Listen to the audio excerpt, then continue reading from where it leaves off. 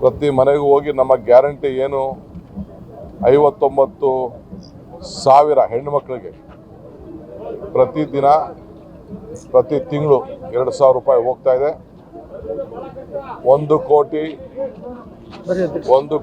1 ಲಕ್ಷ ಸುಮಾರು 40,000 ಜನರಿಗೆ ಅನ್ನಭಾಗ್ಯ ಯೋಜನೆ ಹೋಗ್ತಾ ಇದೆ.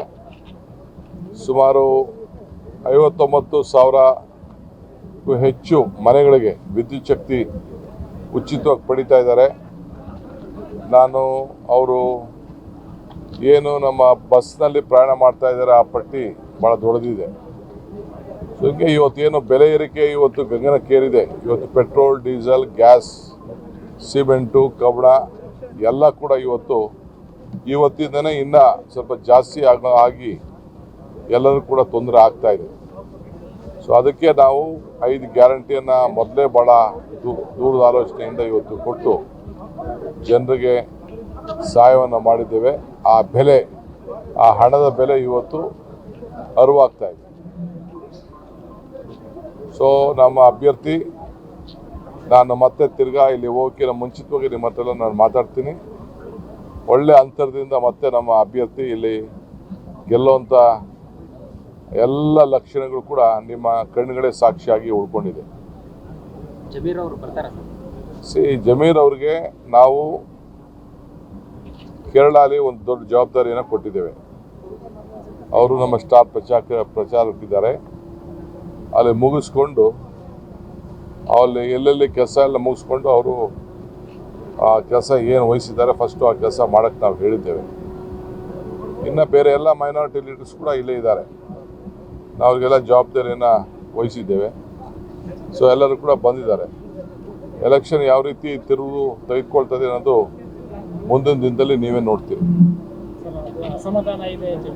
ಯಾರ್ರೀ ಒಂದು ವ್ಯಕ್ತಿ ಮೇಲೆ ಪಕ್ಷ ನಡೆಯಲ್ಲ. ಡಿ.ಕೆ. ಶಿವಕುಮಾರ್ ಮೇಲೂ ನಡೆದಿಲ್ಲ, ಸಿದ್ದರಾಮಯ್ಯನವ್ರ ಮೇಲೂ ನಡೆದಿಲ್ಲ, ಜಮೀರ್ ಮೇಲೂ ನಡೆದಿಲ್ಲ, ಯಾರ ಮೇಲೂ ನಡೆದಿಲ್ಲ.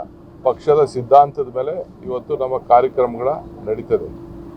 ಚುನಾವಣೆಯಲ್ಲಿ ಇವತ್ತು ನಾವು ಮೊದಲಿಂದನೂ ಕೂಡ ಎಲೆಕ್ಷನ್ ಮಾಡ್ಕೊಂಡು ನಾವು ಬರ್ತಾ ಇದ್ದೇವೆ. ಮೈನಾರಿಟೀಸ್ಗೆ ಸಹಾಯ ಮಾಡಬೇಕು ಅಂತಲೇ ನಾವು ಕೊಟ್ಟಂಥ ಕೊಡುಗೆ BJP ಕೈಲಿ ಇದೊಂದು ಮುಸಲ್ಮಾನರ ಪಕ್ಷ ಅಂತೇಳಿ ನಾವೆಲ್ಲ ಬಯಸ್ಕೊಂಡು ನಾವೆಲ್ಲ ತೆಗೆದುಕೊಳ್ತಾ ಇದ್ದೇವೆ. ಆದರೆ ನಾವು ಅವ್ರನ್ನ ರಕ್ಷಣೆ ಮಾಡಬೇಕಂತ ನಮ್ಮ ಕರ್ತವ್ಯ. ಆ ದೃಷ್ಟಿಯಿಂದನೇ ಇವತ್ತು 3 ಬಾರಿ ಇಲ್ಲಿ ಇವ್ರಿಗೆ ಜಬ್ಬಾರ್ ಅವ್ರಿಗೆ MSc ಸ್ಥಾನನ ಕೊಟ್ಕೊಂಡು ಬಂದಿದ್ದೇವೆ. ಎಲ್ಲ ಶಿಗ್ಗಾಂವ್ಗಳಲ್ಲಿ ಕೊಟ್ಟಿದ್ದೇವೆ. ಸುಮಾರು 16 ಚೇರ್ಮನ್ಗಳನ್ನು ಮೈನಾರಿಟೀಸ್ಗೆ ನಾವು ಕೊಟ್ಟಿದ್ದೇವೆ. ನಾವೇ ಅವರಿಗೆಲ್ಲ ಕೂಡ ಹೆಚ್ಚಿಗೆ ಆಲ್ಮೋಸ್ಟ್ ಈಗ ನಾಮಿನೇಷನ್ ಮಾಡಿರುವಂಥ ಪೈಕಿ ಆಲ್ಮೋಸ್ಟ್ ಸುಮಾರು 20-25% ಅಷ್ಟು ಮೈನಾರಿಟೀಸ್ ಲೀಡರ್ಸ್ಗೆ ನಾವು ಹೊಸ ನಾಯಕರುಗಳನ್ನು ನಾವು ತಯಾರು ಮಾಡ್ತಾ ಇದ್ದೀವಿ.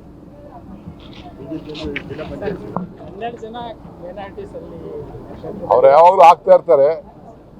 ಇಲ್ಲಿ ಅವರೆಲ್ಲ ನಮ್ಮವರೇ, ಏನು ತೊಂದರೆ ಇಲ್ಲ, ಯಾವ ಸಮಸ್ಯೆ ಏನೂ ಆಗೋದಿಲ್ಲ, ಯಾವ ಡಿವೈಡು ಇಲ್ಲ. ಇಲ್ಲ ಹಿಂದೆ ಎಲ್ಲ ಓಟ್ಗಳೆಲ್ಲ ನೋಡಿದ್ದೀರಲ್ಲ, ಅವ್ರು ಆಗ್ತಾಗೆಲ್ಲ ಓಟ್ ನೋಡಿದ್ದೀರಲ್ಲ, ಅದೇ ರೀತಿ.